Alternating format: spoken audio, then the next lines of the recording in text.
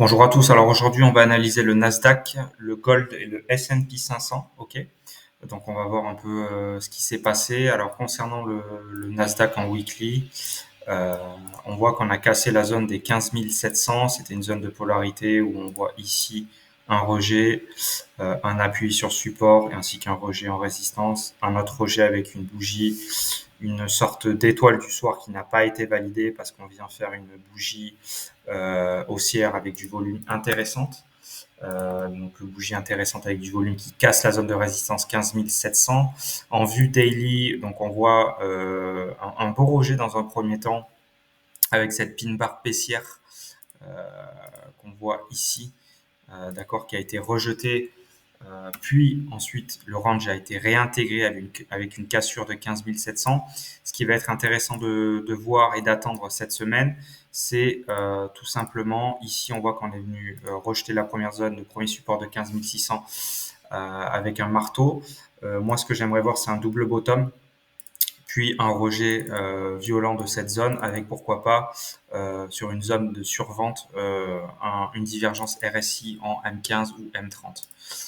D'accord. Donc ça c'est intéressant, ça va être intéressant à surveiller. On voit qu'on évolue aussi au-dessus des deux zones, des deux moyennes mobiles 20, moyenne mobile 20 et moyenne mobile 50. Donc on est sur une tendance haussière.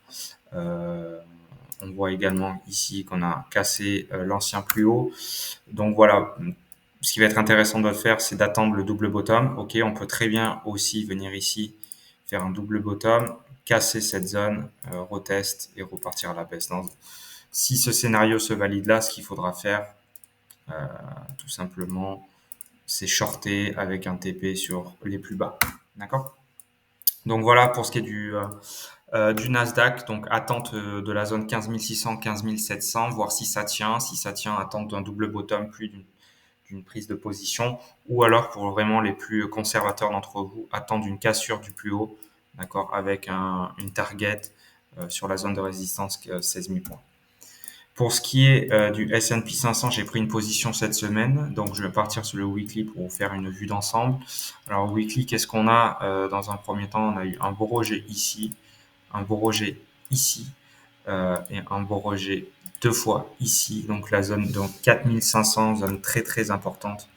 Donc on a vu des rejets de plus de 20%. Par rapport à cette zone, regardez, hop, on rejette 20% une fois qu'on vient taper la zone. Donc une zone très importante, on voit qu'on est venu casser cette zone, hein. Il n'y a pas de contestation là-dessus, des belles bougies haussières.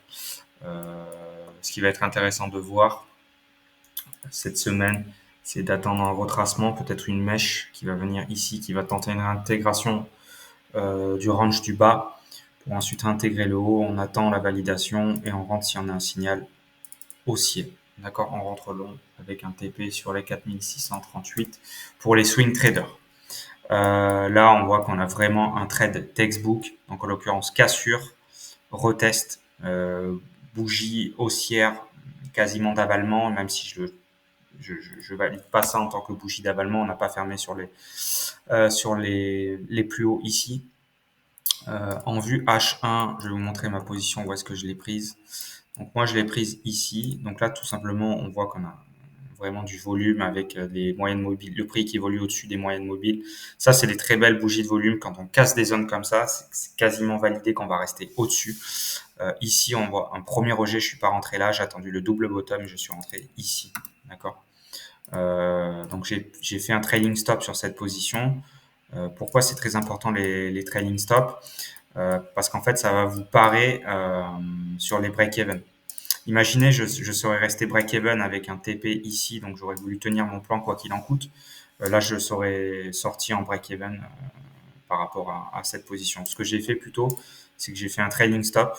Ok, dans un premier temps, j'ai attendu qu'on vienne casser un plus haut, qu'on vienne faire un plus bas, qu'on recasse un plus haut. D'accord. Donc j'ai bougé mon stop ici dans un premier temps à on va dire 0,5-0,6%. Et une fois qu'on a eu avoir cette bougie d'avalement ici sur un retracement baissier, j'ai bougé mon stop ici. Donc je suis sorti de position finalement avec 2,5 de risque ratio au lieu d'être sorti avec une position break-even. D'accord. Ces trailing stops, c'est vraiment ce qui va vous permettre de faire la différence entre des positions qui vont être break-even ou alors vous allez pouvoir sortir avec du 0,5, du 0,3, du 0,4, d'accord, au lieu de break-even, en plus de vos positions à 2,5, 2,2, 2,3 ou 3 ou 4 ou 5 pour certains, d'accord. C'est vraiment ce qui peut vous faire la différence entre des mois positifs et des mois négatifs, entre down ou des mois break-even tout simplement. Donc 2,5 de ratio sur le S&P 500. Je passe sur le gold.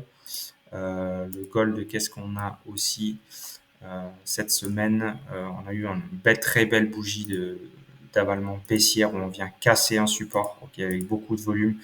Donc là maintenant, ce qu'il va falloir voir, c'est si on arrive à se maintenir sous les moyennes mobiles 20 et 50, et si également le retest de cette résistance de 1960 tient, d'accord. Je le vois en rejet rapidement pour pouvoir rentrer en position baissière, sachant que je reste baissier sur le dollar à court terme, donc j'aurais tendance à acheter du gold, mais là ce qu'on voit c'est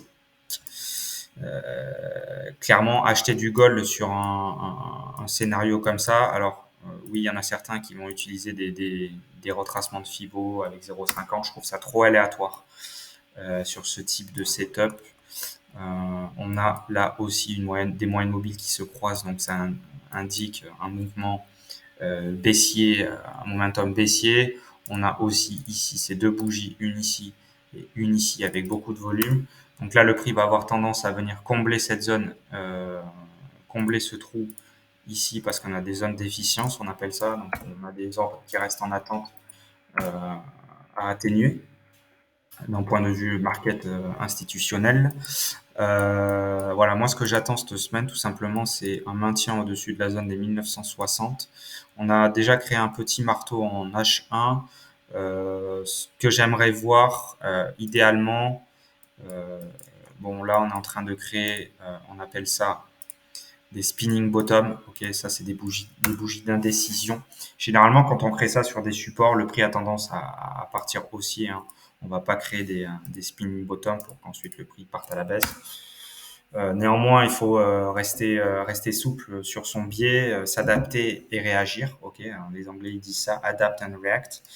Pourquoi? Parce que si je reste avec un biais haussier quoi qu'il en coûte et si le prix vient casser ce support, retester avec un pullback comme ici et repartir à la baisse, si je continue d'être obtus et de vouloir acheter ce marché, je vais me casser les dents tout simplement. D'accord. Donc il faut être faut vraiment s'adapter et être réactif par rapport à ça. Donc là, j'attends vraiment une cassure de ce plus haut ici. Ensuite, on aura deux choix pour entrer en position. Premier choix, soit on attend la cassure, on attend un retest de la zone 1960, ou alors si la cassure est vraiment trop violente, on attend un retest de cet ancien plus haut avec un signal, que ce soit un marteau suivi d'une bougie d'avalement ou trois bougies de confirmation haussière. Ok, et on achète avec un TP, pardon. Euh, donc le stop sera sous les moyennes mobiles avec un TP ici. Pourquoi? Parce que là, on voit que le mouvement est très violent. On est parti à la baisse très violemment ici. Donc on va avoir tendance on va euh, fixer les TP sur cette zone ici, avec aussi à ne pas oublier, comme je vous l'ai dit, des trailing stops. Donc à chaque fois, qu'est-ce que c'est un trailing stop? On vient bouger son stop et le mettre sous le plus bas quand on casse la structure à chaque fois. Pourquoi? Parce que on part l'hypothèse de OK, le prix vient faire ça, mais après il peut très bien repartir à la baisse comme ça et vous sortez break-even alors que vous auriez pu sortir à 1,30, 1,78 de risque ratio au lieu de break-even. D'accord? Voilà. Deuxième scénario, si le prix casse les 1960, je vais attendre un retest, un pullback et un retest de cette zone. Une fois que j'ai un signal baissier, bougie d'avalement, étoile du soir, trois bougies de variation baissière, je vais shorter ce marché avec un TP sous les plus bas ici qui nous offrirait un bon risque ratio. Et pour finir, le JBP, JPY, j'ai pas tradé cette paire. Pourquoi? Parce qu'on est en train de consolider autour d'une zone weekly mensuelle, donc c'est pas intéressant de trader cette paire en ce moment. Même si on évolue au-dessus des 2 mois immobiles, il y a beaucoup de volatilité. Voilà, je reste assez loin de cette paire en ce moment. Et pour ce qui est du dollar, donc on est sur une tendance baissière avec un croisement des deux moyennes mobiles. Donc là, c'est la vue weekly. On est en train de retester la zone des 101 700. Ce qui va être intéressant de voir, c'est si on arrive à se maintenir en dessous ou si on vient casser le dessus, on attend un pullback avec un signal haussier et on repart à la hausse. Et là, dans ce cas-là, il faudra commencer à shorter le gold et shorter l'euro. Si on rejette cette zone avec pourquoi pas un double top, cassure de ligne de coup, là on va pouvoir commencer à prendre des achats sur euro USD et le gold. Voilà, donc c'était tout pour l'analyse. Je vais vous continuer à vous faire des analyses. Je vais essayer d'être plus présent concernant YouTube en vous faisant des analyses hebdomadaires, d'accord. Vous pouvez aussi me suivre sur Instagram, j'ai mis le lien sur la bannière YouTube où là je partage euh, mes vues de marché assez quotidiennement. Voilà, je vous remercie, je vous donne rendez-vous à cette semaine.